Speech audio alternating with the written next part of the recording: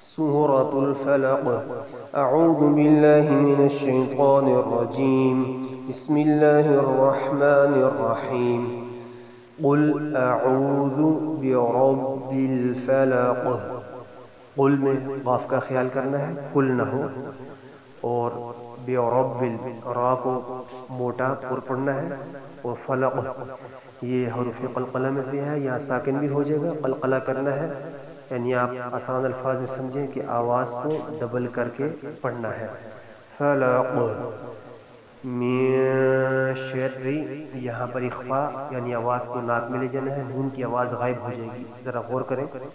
من شر ما خلق، یہاں بھی آخر میں قاف ہے، قلقلہ کرنا ہے، قاف کو بھی صحیح ادا کرنا ہے.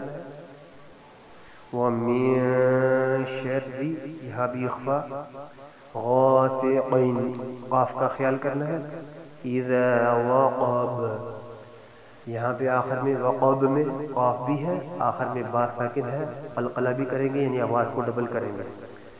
ومن شر النفاثات، ومن میں اخفا، اور نفاثات میں جو نون ہے یہاں پہ شد اس پہ غنہ ہوگا، غور کریں. وَمِن شَرِّ النَّفَّاثَاتِ فِي الْعُقَدِ، آخری لفظ میں قاف کا دھیان کرنا ہے، دال حروف قلقلہ میں سے ہے، قلقلہ بھی کرنا ہے.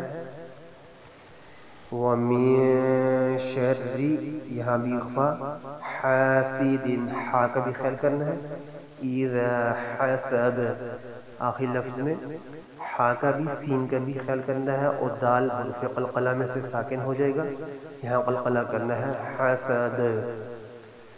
قل اعوذ برب الفلق من شر ما خلق ومن شر غاسق اذا وقب ومن شر النفاثات في العقد ومن شر حاسد إذا حسد.